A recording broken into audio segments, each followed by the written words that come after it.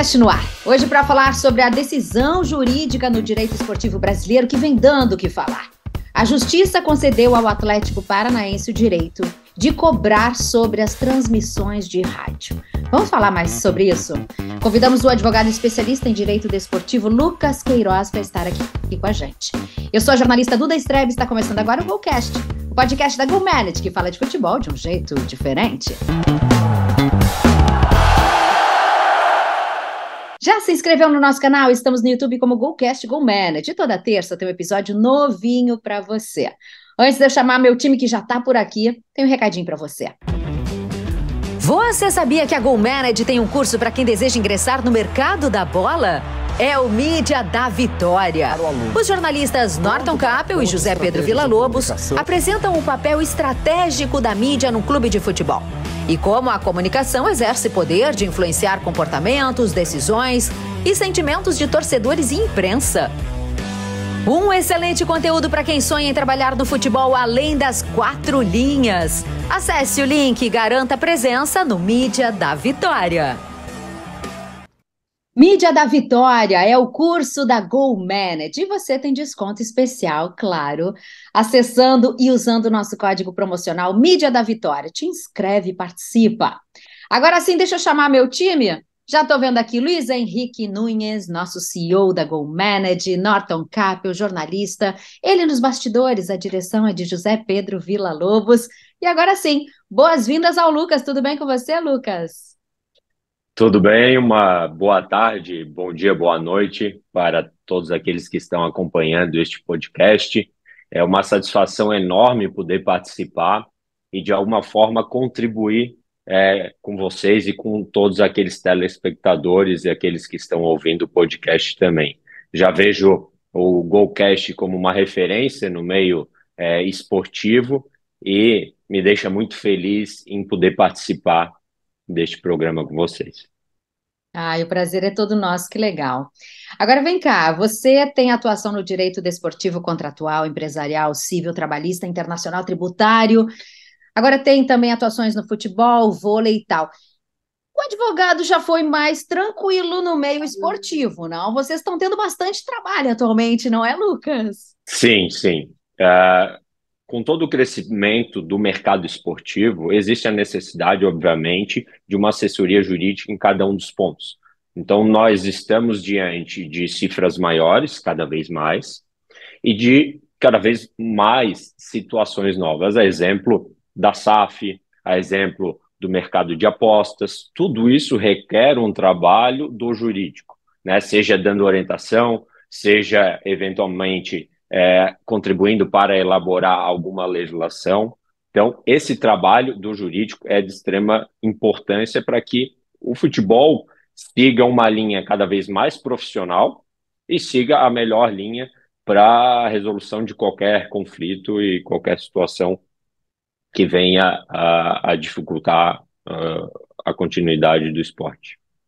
E até mesmo as situações inusitadas, como a que vimos recentemente, né? Do preparador físico dando um soco na cara de um jogador de futebol do Flamengo, todos sabem, e uma repercussão que a gente ainda não sabe bem o que vai acontecer, né? Que estamos todos acompanhando aqui. Exatamente. Foi uma questão extremamente delicada. Nós sabemos do clima que existe dentro de uma equipe, de um clube de futebol. É muita tensão em todos os momentos que estão participando de competições, e não foi diferente nesse caso, mas com toda certeza não deveriam ter deixado de chegar a esse ponto, né?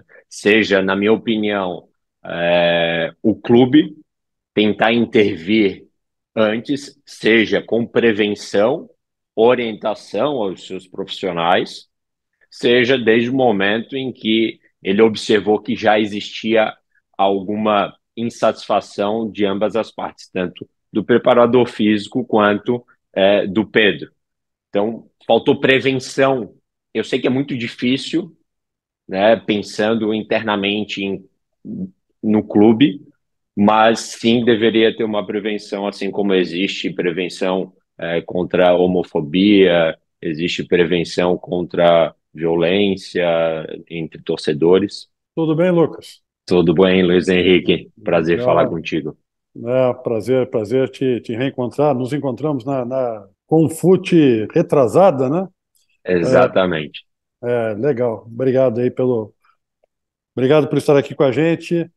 Ah, cara, vocês já falaram em 2 minutos aí de vários assuntos, né? Então, a gente poderia começar a conversa aqui por qualquer um deles.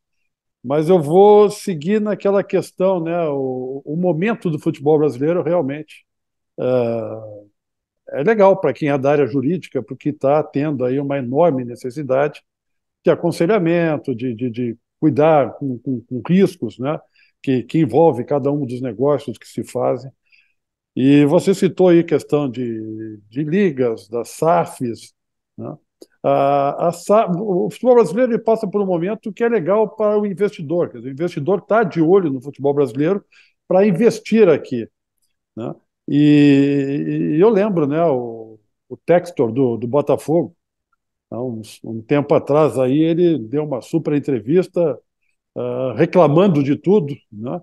Dizendo, olha, do jeito que está é difícil, porque existe uma lei e parece que cada um quer interpretar essa lei de alguma forma.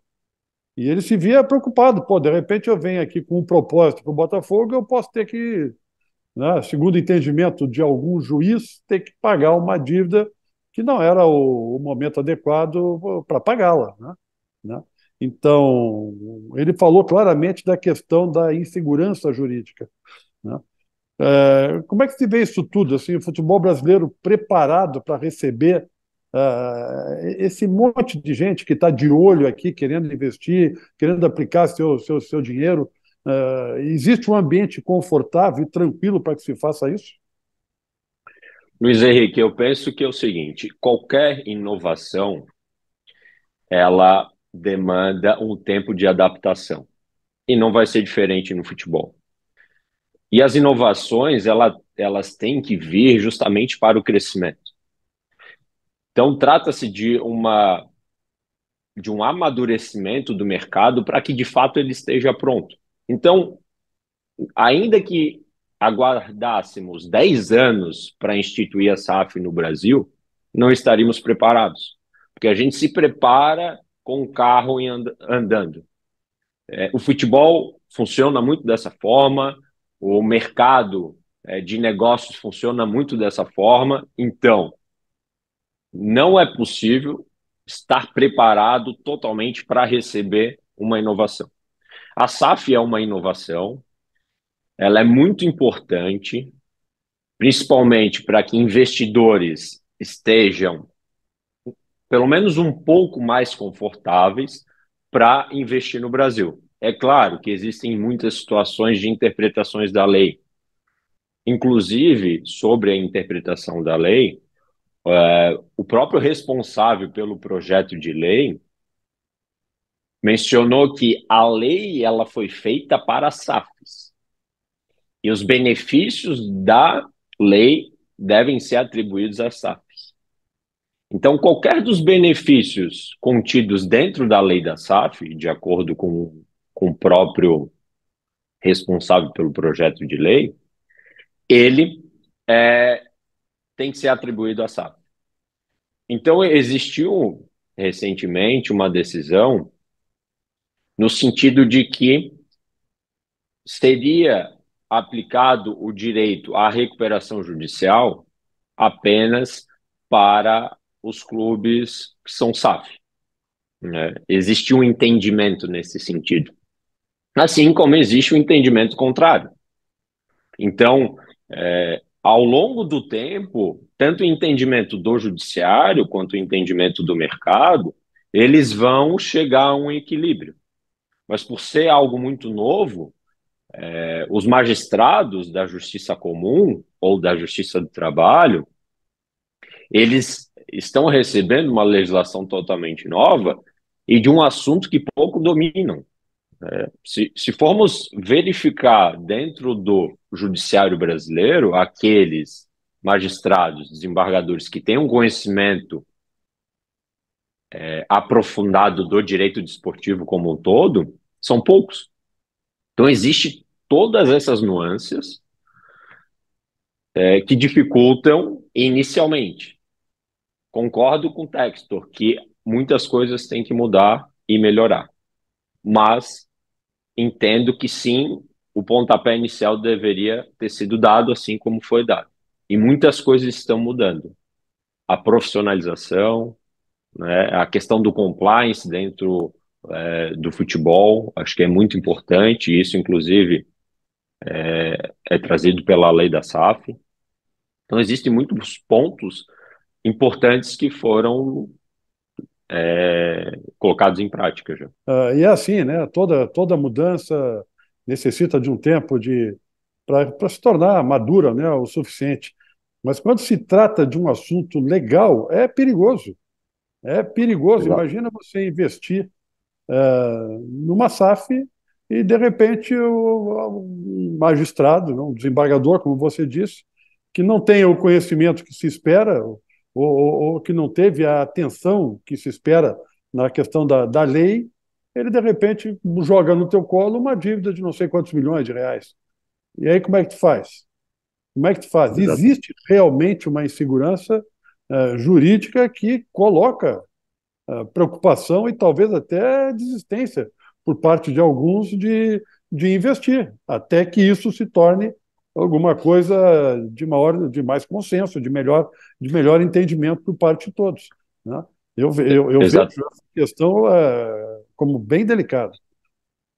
Sim, de fato é uma questão delicada, mas hoje, juridicamente, nós temos inúmeras formas de trazer uma segurança cada vez maior aos investidores, seja por meio de contratos firmados entre o investidor e o clube, seja inclusive pelas novas decisões do judiciário, que predomina aquilo que mais beneficia o investidor e a tranquilidade dele investir, mas é um caminho que a ser percorrido para amadurecer o mercado.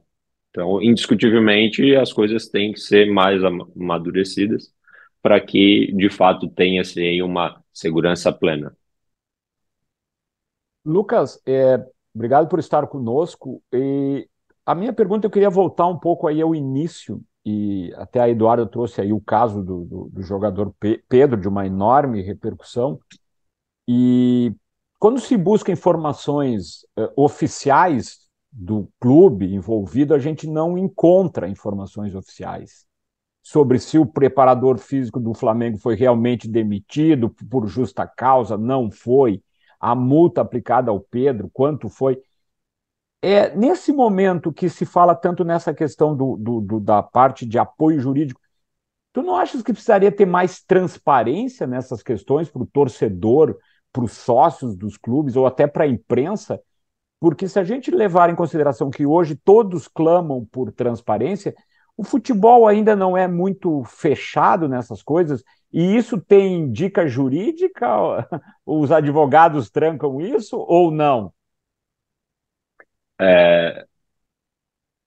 Bom, de fato, existe uma falta de transparência em alguns momentos, mas pensando como jurídico, eu vejo que são pontos que merecem não ser transmitidos aos torcedores, ao jornalista, pelo menos por enquanto.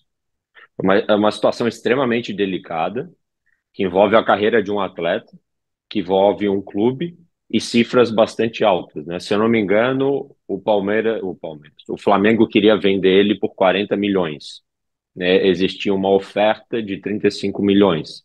Com certeza, pelo que aconteceu, o valor acabou reduzindo porque, particularmente, eu entendo que existem meios para o Pedro sair de forma unilateral do Flamengo. Então, isso é pesado pelo Flamengo para que ele tome a melhor decisão possível. Então, eu vejo de extrema importância o jurídico tomar a melhor decisão possível, que muitas vezes não é de uma hora para outra.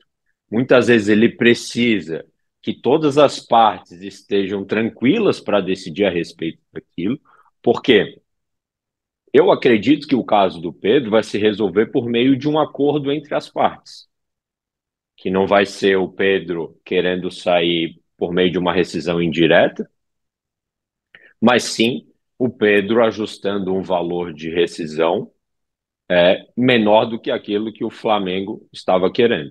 Então, para que isso tudo ocorra, é necessário, sim, que o jurídico e a diretoria estejam fechados para tomar a melhor decisão possível, para que não exista influência externa que possa vir a prejudicar. Incomoda, incomoda. Os jornalistas, a torcida, porque de fato quer saber o que vai acontecer. E até a certo ponto pode prejudicar a falta de transparência, pode prejudicar a relação da torcida com o clube e inflar ainda mais toda a situação. Mas eu vejo de extrema importância estarem todos muito bem alinhados, jurídico e diretoria, para tomar a melhor decisão possível. E para isso eu vejo que não é bom tornar algumas questões públicas. Vocês falaram do Textor agora há pouco, né? Eu li que o Textor estaria montando um caminhãozinho de dinheiro aí para pegar o Pedro aí, para contratar o Pedro. Informação da internet não confirmada até o momento. Interessante. Luiz. Sinal de que o Textor já está mais seguro, então, Lucas, já está mais tranquilo. Né? Ô, Luiz, mas como é que não vai estar tranquilo liderando o brasileiro do jeito que está? Sobrando, deixando ninguém os na outros, frente. Não vejo ninguém e poeira nos concorrentes. Considerando que o meu time não vai conseguir ser campeão brasileiro, em função da distância que está do Botafogo, considerando que quem segue o Botafogo mais de perto não são necessariamente clubes que eu gostaria de torcer, né? E considerando que a SAF é um benefício, né, para modernizar e melhorar o futebol brasileiro, eu queria dizer que, nesse momento, eu sou Botafogo e eu sou Textor, que ganho o Botafogo e tranquilo. Né? Ainda, Lucas, nessa questão do Pedro aí, porque só para entender um pouco, porque você falou que o Pedro pode até tem algum meio, né, ou meios de sair de forma unilateral. Ele foi agredido, né, e alguns podem considerar que o preparador físico, né, por ser membro da comissão técnica, né, ele seria, nesse caso, um preposto do clube. Né? Então, seria como se alguém do clube, um representante legal do clube, tivesse agredido um empregado, né? E esse teria, então, pelo que diz a CLT, respaldo para justificar, né, a sua saída de forma unilateral. É isso mesmo? Está correto isso que eu estou dizendo? E é justo ou certo considerar o preparador físico, que para mim também, né, que não sou advogado, né, também é um empregado do clube, ser considerado um preposto e jogar nas costas do clube essa responsabilidade? Existem duas correntes que tratam sobre este assunto, né? Uma das correntes entende que o preparador físico não é preposto, mas a corrente que é mais aceita é a corrente que entende que ele sim é uma pessoa hierarquicamente superior ao Pedro e um preposto do clube. E o caso do Pedro, ele vai inclusive um pouco além do que ocorreu naquele momento, no soco, né? Ele traz na mensagem, na publicação que ele fez na rede social, que ele já vinha sofrendo pressões emocionais antes. Eu não sei que grau é essa pressão, mas enfim, a depender da situação, isso pode ser entendido como assédio moral. Então, temos a questão que não é possível a rescisão indireta, que é uma previsão legal, que está, inclusive, na Lei Pelé, e existe a previsão na consolidação das leis do trabalho, que pode haver essa rescisão. O artigo 483 da CLT, ele é bastante claro, e ocorrendo situações em que um representante da empresa, um preposto no caso, venha inclusive agredir fisicamente, existe a possibilidade de indenização e rescisão.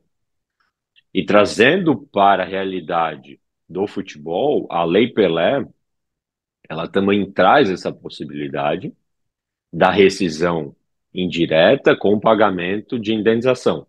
A indenização, nesse caso, seria a multa compensatória, a cláusula compensatória, que nada mais é do que geralmente o valor do salário restante dele até o final do contrato, que acredito que seja um valor bastante significativo. Então, por um lado, concordo que parece ser injusto o Pedro sair por conta de um profissional que deu um soco no Pedro. Mas, por outro lado, merecia o clube agir de forma preventiva e não se omitir para evitar que chegasse a esse ponto. Porque, pelo que traz o Pedro, de fato foi algo que iniciou lá atrás e, de forma gradativa, acabou esquentando mais a relação e chegando ao momento do soco. Então, eu entendo sim que é possível uma rescisão indireta por conta dessa visão, seja por conta da agressão em si, seja por conta do assédio moral, que eu, para que seja caracterizado, teria que trazer uma série de provas, né, de que de fato ele sofreu com essas pressões psicológicas de forma extremamente desmedida, então precisaria dessa comprovação. Mas tendo essa comprovação, eu acho que teriam esses dois meios, né, seja por meio da CLT e da Lei Pelé em relação à rescisão indireta, também fundamentado aí pelo um assédio moral. Mas isso, então, se daria, então, pelo conjunto da obra, né? Por uma coisa que já vem de um período maior. Se fosse um desentendimento ali no momento do jogo e ali fosse um soco, talvez não justificasse isso tudo, acho eu. Eu Salvo aqueles entendo. que entendem que ele é um preposto do clube. Isso, exato, exato. Então, o assédio moral, na minha opinião, ele vem para agravar a situação. Não que o simples fato do soco não possa ensejar a rescisão indireta. E como eu falei anteriormente, quem analisa um processo, quem analisa a legislação no momento de tomar a decisão vai ser o juiz. E depende muito do convencimento do juiz sobre esta situação. Então vai depender muito da opinião dele sobre o fato, né? No caso do Atlético Paranaense, que, que teve aquela decisão sobre as rádios, foi um caso emblemático que teve três opiniões diferentes no mesmo julgamento sobre um mesmo fato, né? E isso, da mesma forma, nós podemos encontrar no caso do Pedro, caso vá ao judiciário. Mas entendo que o melhor caminho para todas as partes seria sentar, conversar a respeito e tentar encontrar o melhor caminho possível. Lucas, antes de aprofundar aí a questão dessa decisão do Atlético Paranaense, que também é uma das nossas pautas aqui, eu queria só ficar nessa questão porque tu nos deste com a tua experiência, com o teu conhecimento, numa pergunta minha, uma visão do clube em relação a este fato, e agora uma visão até de um advogado do atleta, né, do que fazer na condição de advogado do atleta. E aí eu queria te perguntar sobre exatamente isso. Nesse novo mundo, na indústria do futebol, cada vez mais movimentando dinheiro, os atletas cada vez com salários maiores, como está a participação dos advogados, dos especialistas, na hora de estar ao lado dos jogadores? Também é algo que tem crescido, tem que se especializar mais nessa área? Como é hoje ser um assessor jurídico de um jogador de futebol, com todas essas questões que hoje estão no nosso meio, na indústria do futebol? Norton, eu vejo que evoluiu muito, seja dos players do mercado do futebol entendendo a necessidade e a importância do jurídico, seja o próprio jurídico, os próprios advogados se capacitando para conseguir entregar o melhor serviço possível. Hoje nós temos no mercado inúmeras possibilidades de capacitação, né? Eu mesmo faço mestrado na Espanha de Direito Desportivo, onde eu tenho contato ali com pessoas do mundo inteiro. Nós somos em 26 nacionalidades em relação a alunos. Então, nós observamos que existe um grande número de pessoas querendo se especializar na área. Então, para que o advogado consiga dar esse suporte ao atleta, é necessário, sim, experiência, é necessário entender o mercado. Eu estou atuando nessa área há 8 anos. Quando eu comecei a atuar, minha maior dificuldade era entender para que lado eu ia, para quem eu iria advogar. E eu tinha poucas informações. Então, foi muito importante eu entender o mercado, justamente para conseguir entregar o melhor serviço possível para o meu cliente, seja para clube, ou para atleta, ou para agente. Inclusive, na hora de elaborar um contrato, é necessário, sim, tu entender como que funciona internamente um clube. Eu fui jogador de futebol amador. Joguei por 10 anos. Então, eu entendi um pouco como funcionava. É óbvio que eu fui amador, né? Não cheguei a um clube profissional. Mas eu consigo, de certa forma, entender um pouco o lado do atleta, em dadas situações, o lado do clube.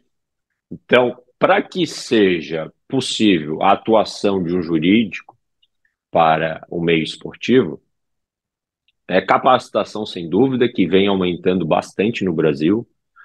Acompanho muitas pessoas querendo se capacitar. Tem muitas pessoas que me procuram na rede social, inclusive, querendo saber, Lucas, qual caminho eu devo seguir, onde eu devo me especializar, o que eu posso ler, qual livro que tu me indica.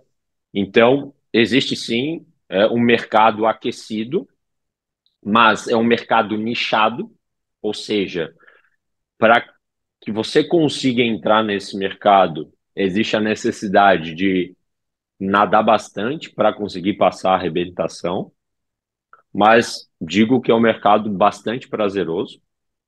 E trazendo um exemplo aí do mercado entendendo a importância do jurídico, recentemente eu fui contratado para ir a Santos acompanhar a assinatura do primeiro contrato profissional de um atleta no Santos. O menino tem 16 anos, e a família entendeu a necessidade, sim, de um jurídico estar lá junto, acompanhando, analisando o contrato. Então, isso acontece muito, né? Independente, seja do atleta com uma questão trabalhista contra um clube, seja do clube com uma questão trabalhista envolvendo o atleta. Então, tudo isso tem mercado. Mas a capacitação, ela é de extrema importância para que o profissional consiga se desenvolver, e dedicação, e acreditar que é possível. Antes da mudança da pauta, essa questão, assim, quando os jogadores são ameaçados pela torcida, invasões de CT, essas coisas que a gente vê aí seguidamente, né? Quando o time não está rendendo o que a torcida espera, isso também, de certa forma, não poderia justificar uma rescisão? Olha, o clube não está me dando a segurança, eu estou sendo ameaçado, os caras estão invadindo aqui, estou com medo de apanhar, ou os caras estão me perseguindo na rua, enfim. Eu entendo sim que é um elemento para conseguir a rescisão. É claro que é necessário uma série de provas, seja a prova demonstrando que o clube não tomou nenhuma medida para evitar com que isso acontecesse. Um dos princípios da Lei Pelé, princípios, diz que é a segurança, a saúde. Então já está lá nos princípios que a segurança tem que estar presente no meio esportivo. Então, entendo que é possível, mas é necessário uma série de provas para demonstrar isso ao juiz e convencê-lo de que aquela falta de segurança pode ensejar uma rescisão indireta de um contrato de trabalho. É tanto assunto pipocando que a gente tinha combinado de entrar nessa situação das rádios, né? Que é uma novidade, é surpreendente e a gente não consegue entrar, né? De tanto assunto que tem hoje realmente nesse mundo jurídico. Agora, explica para a gente, por favor, Lucas, essa decisão aí, né? Que pegou a todos de surpresa. Só para contextualizar aí o nosso ouvinte, o Tribunal de Justiça, então, do Paraná atendeu na última terça um recurso do Atlético Paranaense para cobrar das emissoras de rádio pela transmissão de jogos realizados na Arena da Baixada em Curitiba. Isso significa o quê? Que as rádios vão ter que entrar num acordo aí, né? Com os clubes para adquirir, com o clube para adquirir os direitos de transmissão das partidas. E os valores ainda não estão definidos. Que surpresa foi essa? Que deixou todo mundo perplexo realmente, né? A rádio, que é de tamanha tradição aí, sendo agora. Exato. É uma situação bastante delicada, se a gente for pensar da cultura da rádio no esporte, mas por outro lado eu entendo também o lado do clube. E antes de eu entrar nos pontos mais jurídicos e os argumentos para essa decisão, acho que vale falar um pouquinho sobre esse processo, para que os ouvintes entendam um pouco mais sobre esse processo.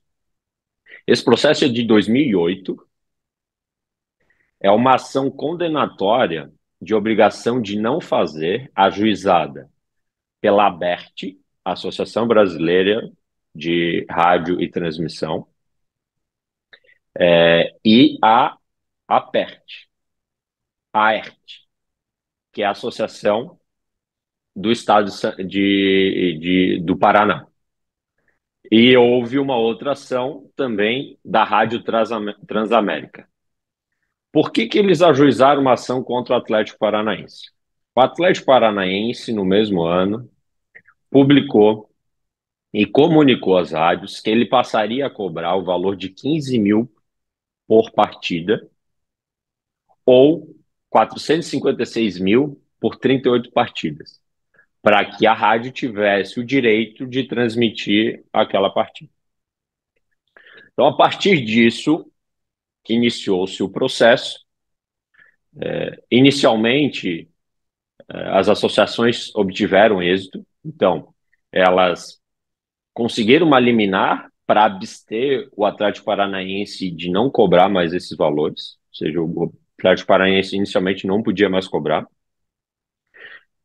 O Atlético Paranaense recorreu, o recurso do Atlético Paranaense foi indeferido, veio a sentença favorável para as associações. Então a gente observa que até esse momento as associações estavam ganhando o caso. Teve uma apelação, ou seja, um novo recurso por parte do Atlético Paranaense. E dessa forma o processo seguiu, chegando ao Superior Tribunal de Justiça, o STJ, onde o STJ entendeu que a análise do magistrado, dos desembargadores, foi muito sutil.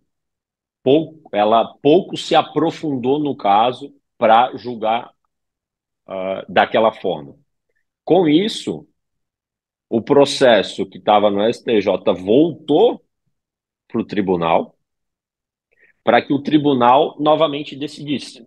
Então, ele decidiu, todas as decisões foram no sentido de, não, o Atlético Paranaense não pode, de acordo com o artigo 42 da Lei Pelé, não pode fazer essa cobrança. Quando esse processo retornou para novo julgamento, foi quando teve essa decisão. E essa decisão é interessante porque ela tem três vertentes, duas principais. Uma, que é a mesma anteriormente decidida, que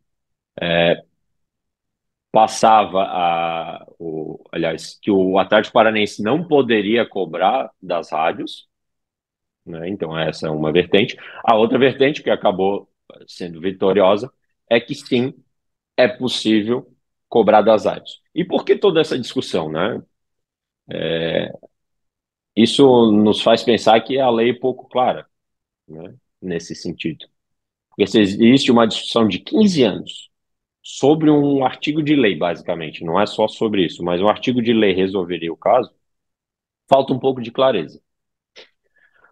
Só que os desembargadores se aprofundaram no caso e entenderam que sim, É possível cobrar. E por que que é possível? Eu trago aqui, inclusive, o artigo que eu acho que vale a pena a gente mencionar e destacar.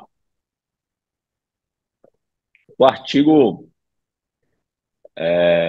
central dessa discussão é o artigo 42, que fala sobre direito de arena. E ele diz o seguinte: pertence às entidades de prática desportiva, ou seja, aos clubes, o direito de arena, consistente na prerrogativa exclusiva de negociar, autorizar ou proibir a captação, a fixação, a emissão, a transmissão, a retransmissão ou a reprodução de imagens por qualquer meio ou processo de espetáculo desportivo de que participem. O entendimento até então existente no Brasil é que este artigo nada menciona sobre a questão da transmissão radiofônica. Então, estaria entendido que a transmissão radiofônica não pertence aos clubes e, por esse motivo, as rádios podem ir lá de forma gratuita explorar a transmissão desta forma. Só que o que acontece? Teve um desembargador que ele foi diretamente no significado da palavra retransmissão. E o que diz a palavra retransmissão? Ato de retransmitir, resultado de ação. Aí em seguida fala: difusão de uma audição radiofônica ou de um espetáculo de televisão registrados numa outra estação. Então aqui ele entendeu, esse desembargador, que estaria sim previsto a possibilidade de as rádios serem cobradas pela transmissão. E um outro desembargador, que foi o desembargador relator, ele diz que o fato de a lei ser omissa, ou seja, não mencionar que existe a questão da radiofônica, a transmissão radiofônica, não proíbe que seja cobrado. Ou seja, o que está na lei, ou seja, só vai ser proibido aquele que está na lei, nas relações privadas. E neste caso não existe uma proibição expressa. Então foi outro entendimento nesse sentido, fazendo com que a decisão fosse alterada. Então foram levantados também outros pontos. Enriquecimento ilícito. O que é enriquecimento ilícito? É alguém ganhar dinheiro de forma ilícita. Né? De forma ilícita não, mas se apropriando de algo de uma outra pessoa, ou seja, do clube, que seria o caso de as rádios se utilizarem da transmissão radiofônica para receberem algum valor. Então, entende-se que existe um enriquecimento ilícito porque a rádio está explorando algo que não é dela, mas ela está ganhando com isso e não repassa ao clube. Então, esse foi outro argumento que acabou ensejando essa decisão. Outros pontos levantados foi a questão do patrocínio. Né? Então, essas rádios elas recebem patrocínios para, enfim, para transmitir a rádio e elas recebem valores por isso. Então, elas teriam aí condição para pagar. Mas, bom, aí o meu entendimento sobre tudo isso. Nós temos uma legislação que, de fato, ela podia ser muito mais clara e nós temos uma realidade de mercado. A realidade de mercado é o seguinte: um clube tem um produto que é explorado por um terceiro, só que o clube não recebe nada em troca. Eu entendo que isso está errado. Ainda que exista a questão cultural da transmissão de rádio, ainda que exista todo esse histórico, eu entendo que se algo é de alguém, ele tem que ter o direito de colocar preço naquilo. Só que outro ponto muito importante, nós não podemos deixar que essa decisão venha prejudicar as rádios a tal ponto que elas deixem de existir. Então, eu entendo que, caso essa decisão seja mantida, que ainda tem chão para isso, e caso isso venha repercutir de forma nacional, é necessário uma regulamentação bastante consciente de como fazer essa cobrança às rádios, seja definindo níveis de rádios e até tal nível de rádio vai se cobrar determinado valor, até tal nível de rádio não vai se cobrar determinado valor. Então, eu entendo que tem que ter uma regulamentação. Então, essa é a minha ideia sobre este assunto, que ainda não está finalizado, mas é bastante impactante para o mercado. Eu vejo particularmente que as rádios têm uma extrema importância para tudo isso. Por isso, elas devem, inclusive, ter o direito, se caso ocorra a necessidade, de participar dessa regulamentação para que seja feito de uma forma em que escute todos os lados. Lucas, eu vou deixar aqui o meu ponto de vista. Eu, há muito tempo, e sou jornalista, mas também tenho uma relação muito forte com o internacional, em Porto Alegre, sou conselheiro. Eu sempre achei que essa deveria ser uma cobrança normal, natural. E então estou aqui dizendo, eu concordo com a decisão tomada, mas eu vou te perguntar o seguinte: nós estamos falando hoje de uma discussão no Brasil sobre a criação de uma liga ou de associações de clubes que envolvem valores bilionários, 4 bilhões e 800 milhões por 20% do campeonato da venda de direito de transmissão audiovisual, né? O vídeo dos jogos do Campeonato Brasileiro. A própria FIFA cobra de rádios a transmissão dos jogos da Copa do Mundo. Eu não acho que caiba espaço para fazer benevolência, ser benevolente com rádio, seja o tamanho que for. Eu acho que ela tem que ter um preço e pagar o mercado que puder pagar, a empresa jornalística de radiodifusão que possa pagar. Então, assim, agora, você acha que essa ideia do Atlético Paranaense vai ser encampada por outros clubes? Os clubes vão poder entrar também de interessados nesse assunto? Ou vai ser mais uma briga solitária do Atlético Paranaense, como tantas outras que o Atlético hoje é um clube que tem uma marca muito forte nessa coisa de ter uma postura muito severa nessas relações com a imprensa, com o mercado, enfim. Qual é a tua opinião ou qual é o sentimento que tem assim? Teremos outros clubes indo na mesma ideia ou vai ser algo que vai ficar algo só do Atlético? Eu entendo que outros clubes podem seguir o mesmo caminho, porque nós, caso confirmada essa decisão, e o processo venha transitar em julgado com essa decisão final, vai abrir um precedente para que os outros clubes possam fazer o mesmo.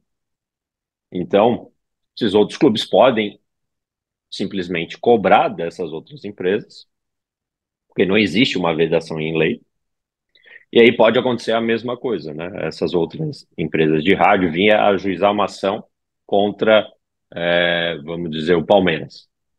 Aí o Palmeiras, na sua defesa, vai dizer, olha, existe uma decisão recente que fala que é possível sim por tal e tal entendimento.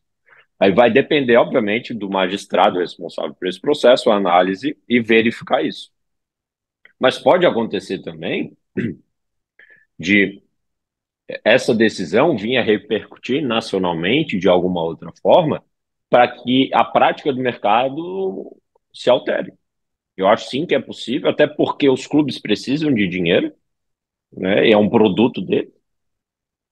A maioria dos clubes está em déficit, então entendo que é bem possível sim. As rádios É, também passam por dificuldades, né? Não vão ser todas as rádios que vão conseguir dar esse passo aí, né? Exato.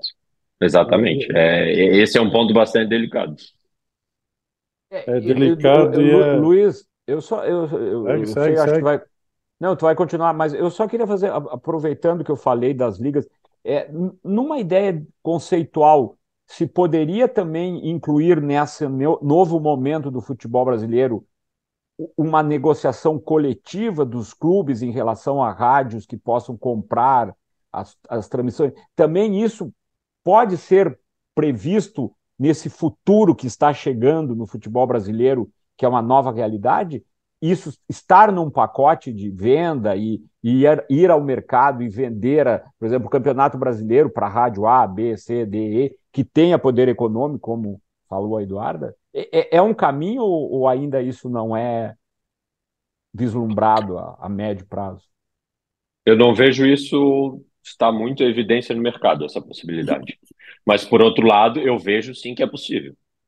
Tem essa organização, assim como está tendo da transmissão da imagem, vejo sim possível da transmissão radiofônica. Isso é uma questão de amadurecer a ideia do mercado, mas pode ser uma alternativa. Por um lado, eu vejo um problema, porque vai monopolizar, né, a questão das rádios, mas por outro, pode ser uma alternativa. Eu acho que é possível, sim.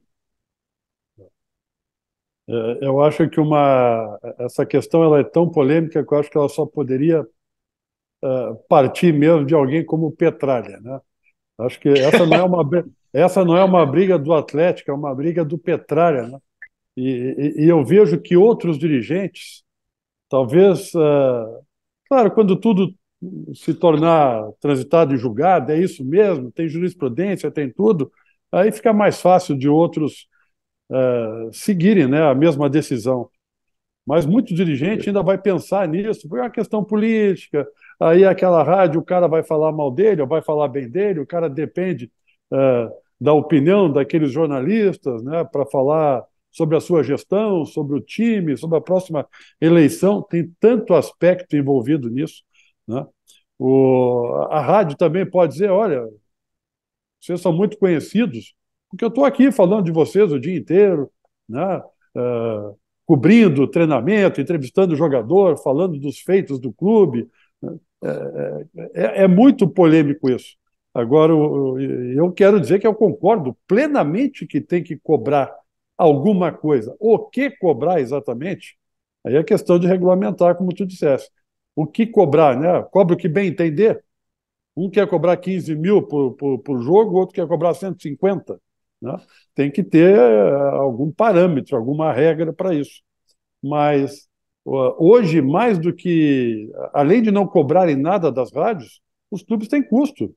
Tem custo. Tu chega num estádio, pô, quantas cabines de rádio, estrutura, elevadores privativos para a imprensa, zona mista. É um custo enorme do clube.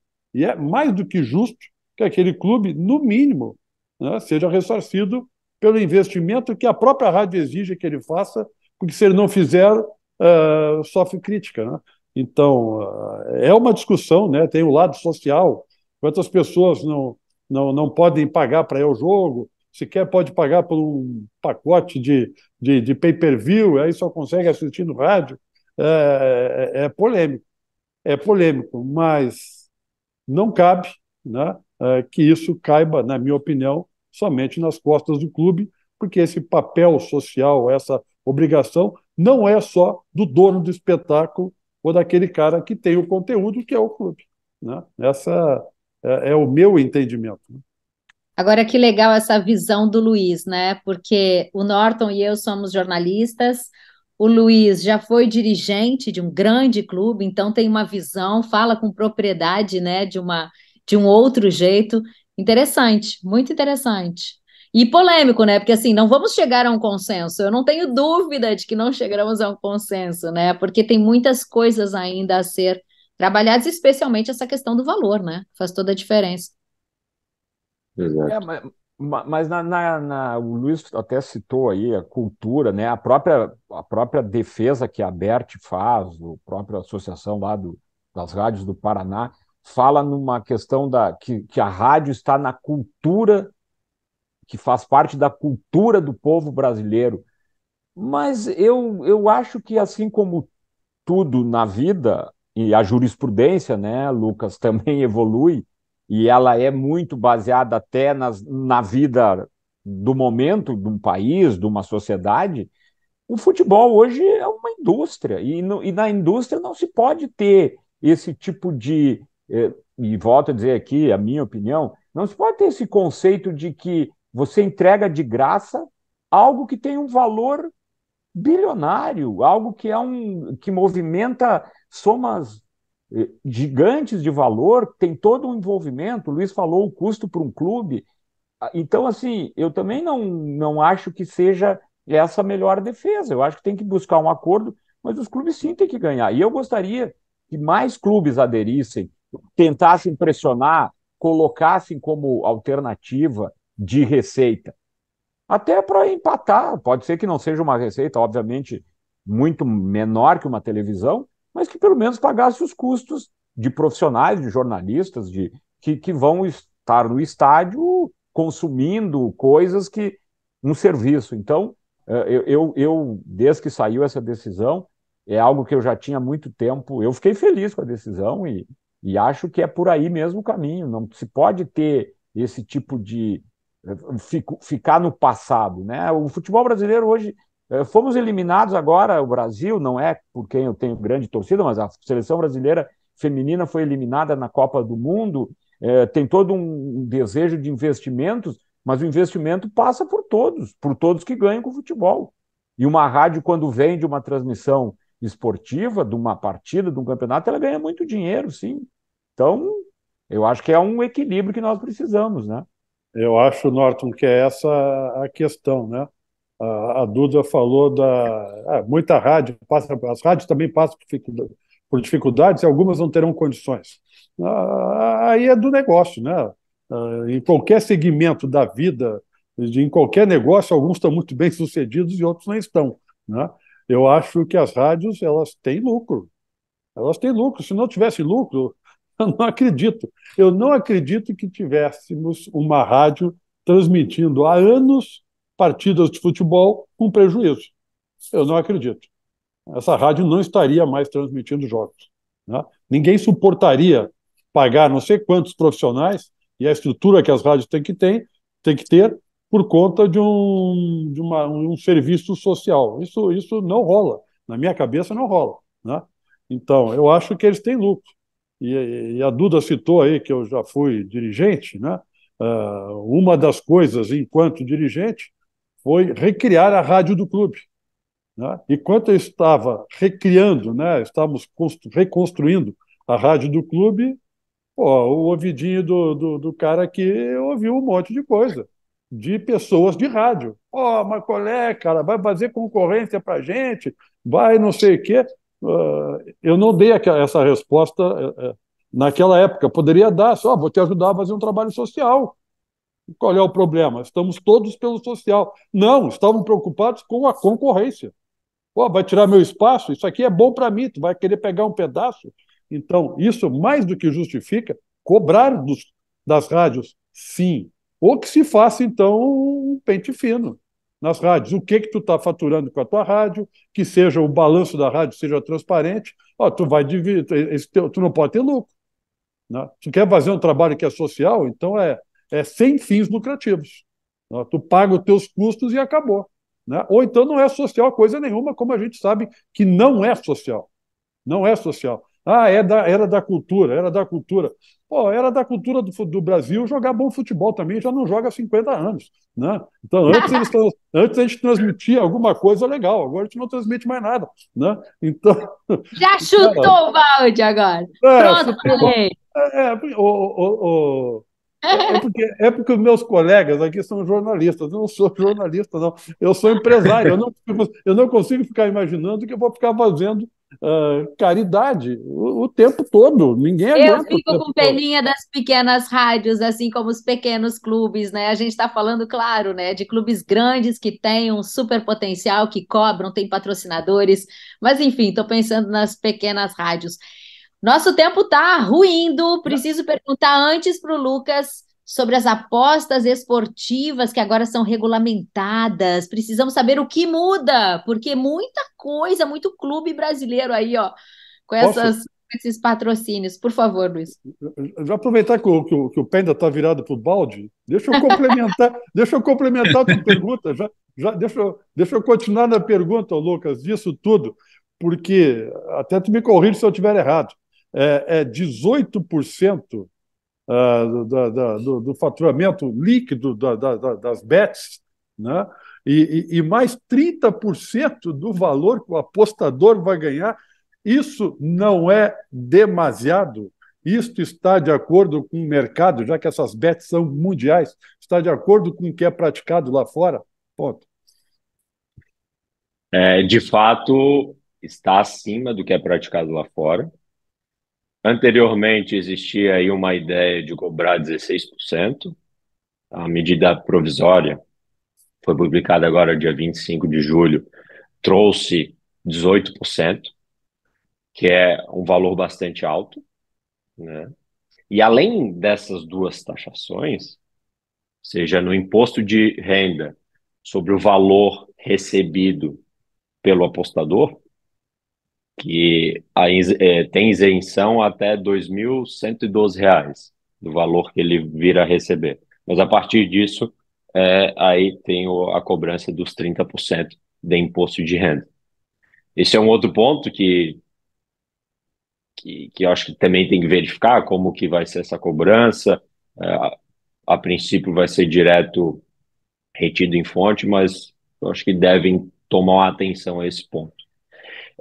E a outra situação é o valor pago para que essas casas de apostas estejam licenciadas no Brasil. Hoje o Ministério da Fazenda fala em R$ 30 milhões para que ela adquira a licença para estar no Brasil. Se ela não tiver a licença para estar no Brasil, ela não vai operar no Brasil. Por quê? Existirão mecanismos para derrubada dos sites se esse site não estiver licenciado no Brasil. O Ministério da Fazenda recentemente falou estar repensando nesse valor de 30 milhões. Está pensando, então, reduzir um pouco. Então, por um lado, eu entendo que é de extrema importância a cobrança, a taxação, cobrar impostos dessas empresas, até porque, assim como a gente estava falando no caso das rádios, não pode ele simplesmente vir aqui explorar esse mercado e não pagarem nada ao governo brasileiro. O governo brasileiro merece aí ter um retorno por hospedar essas empresas aqui. O governo brasileiro espera arrecadar no primeiro ano 2 bilhões, em razão das casas de apostas, e nos anos seguintes podemos chegar de 6 a 12 bilhões. Então, é um valor bastante significativo. Só que eu entendo que a medida provisória pecou nessa questão da taxa e do imposto de renda, são valores altos. Talvez o mercado venha a se regulamentar ao longo do tempo. E acredito que seja isso que vai acontecer. Até porque o Ministério da Fazenda ainda tem que regulamentar de fato. A medida provisória ela não é a regulamentação final, ela traz só alguns pontos.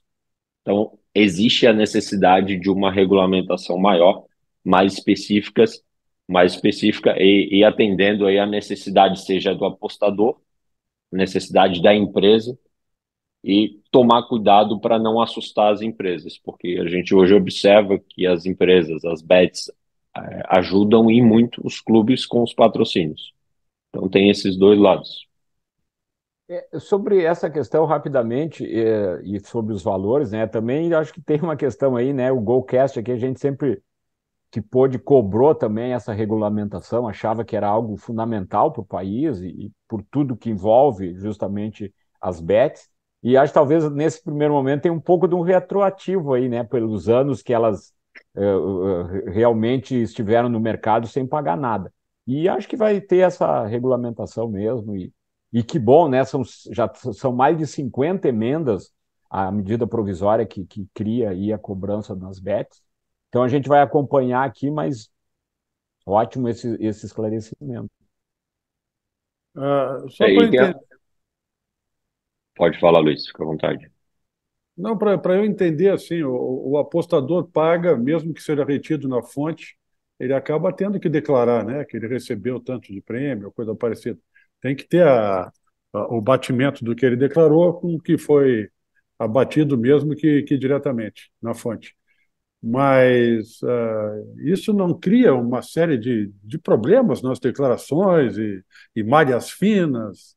E não é mais fácil fazer com umas loterias que o próprio governo opera, né, através da Caixa Econômica, que o prêmio já está isento de imposto de renda, porque ele já foi descontado lá na hora da arrecadação? De fato, isso são problemas que vão ser enfrentados. Eu acredito que o Ministério da Fazenda traga alguma solução melhor sobre isso, porque imagina cada um dos apostadores ter que declarar, isso daí traria um grande transtorno, né? E afastaria os apostadores também. Então, são todas situações que merecem ser analisadas atentamente para evitar que o mercado acabe se desmanchando, que é o que a gente não quer, bem pelo contrário. E tem Queremos. alguns pontos, opa, Pode falar, por favor. tem alguns pontos interessantes sobre a medida provisória. Uma delas é que ela busca a prevenção, inclusive, do vício ao esporte, às apostas esportivas. Então, as empresas têm que fazer campanhas para que os apostadores não se viciem. Estão dando de um lado e tirando de outro, mas entendo que, de fato, isso tem que ocorrer.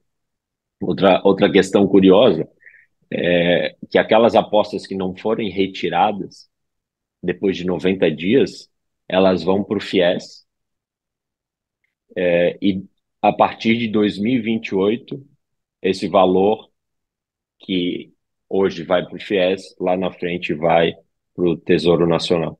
Então, são alguns mecanismos, algumas formas que eles encontram de ainda mais profissionalizar esse mercado no Brasil. Muito bem, para a gente Eu, encerrar, só quero. Fala, eu Norton. tenho uma pergunta para fazer para o Lucas. Eu tenho O que fazer diretor uma mandou pergunta. encerrar e eles Não, não querem. Então vamos ficar aqui conversando mais. não, Vamos, eu vamos. tenho que fazer uma pergunta, porque assim, a gente fala o Golcast fala de futebol de um jeito diferente, fala de futebol fora das quatro linhas. Mas o Lucas falou que foi jogador, atleta amador por 10 anos. Eu preciso saber em qual time, onde e qual a posição. Eu Era não o que eu posso. ia perguntar agora para encerramento. Jogou aonde e fez gol em quem? Eu joguei no Bandeirante Recreativo Futebol Clube, fica em Florianópolis, no sul da ilha. É um clube muito tradicional de bairro. O clube, se eu não me engano, hoje tem 80 anos já. E eu disputei dos meus 7 anos até 17, 18 anos, eu joguei nesse clube. Eu tinha o sonho de ser jogador de futebol. De fato, tinha um sonho, assim. Eu ligava incansavelmente para os clubes para saber se ia ter peneira. Eu cheguei a jogar muito bem, principalmente até uns 14 anos. Eu era capitão. A minha posição inicial era lateral esquerdo. Joguei de volante, primeiro e segundo volante também.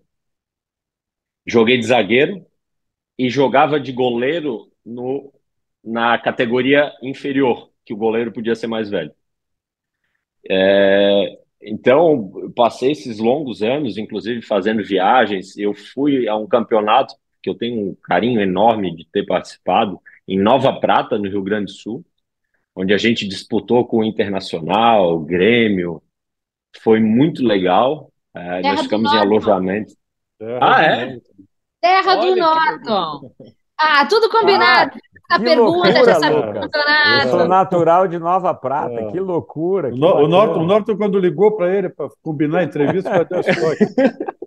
Eu Jogador Foi, da aposto, foi. nada, Luiz. eu, Não, Jogador. essa eu não aposto e abro mão produzi. até dos 30%. Não, essa eu não produzi. Essa eu não produzi. Essa eu não produzi. Que legal, que legal. Então Muito eu tenho um carinho enorme por essa cidade, porque ela nos acolheu muito bem. Eu lembro que nós ficamos em uma praça, em um alojamento, assim, muito improvisado, mas era muito legal, gurizada. E era um momento que eu jogava bem, mas eu acho que acabou eu caindo muito de rendimento por dois motivos. Eu tive uma lesão eu rachei um osso da bacia, eu não estava bem alongado, meu quadríceps. Fui chutar a bola no começo do jogo, o meu músculo puxou o osso do quadril e acabou rachando. E aí eu fiquei mais ou menos um ano, assim, meio limitado. Quando eu retornei, eu fui chamado pelo Diogo Fernandes, que hoje é agente de jogador. Ele era coordenador da categoria de base do Avaí, para eu fazer teste no Avaí. E, bom, acabei não entrando. Acredito muito por conta de eu não estar em uma boa fase. Mas o Diogo me conhecia porque ele era treinador também do Canto do Rio, o principal rival do meu clube, do clube onde eu jogava. Então foram momentos da minha vida de muita alegria e com certeza aprendi muito com tudo isso. Meninos, muito boa a nossa conversa. Preciso encerrar. Já passamos de 1 hora aí de bate-papo. Muito legal, Lucas, nosso ex-boleiro, hoje advogado aí nesse mundo desportivo, cheio de galho para quebrar pela frente. Muito obrigada aí pelos teus esclarecimentos, pelo teu tempo. E bem-vindo ao nosso Golcast. Eu que agradeço, foi um prazer enorme participar do Golcast com vocês. Vocês me receberam muito bem, me senti muito à vontade e a gente conversou assuntos bastante pertinentes e espero que os ouvintes também fiquem felizes com tudo que escutaram por aqui. Certamente ficarão, porque esse é o nosso Golcast, o podcast da GoManage, que fala de futebol de um jeito diferente. Já se inscreveu no nosso canal? Estamos no YouTube como Golcast GoManage. Toda terça tem episódios novinhos para você. Te inscreve, acompanha o nosso trabalho. Um beijo e a gente se vê.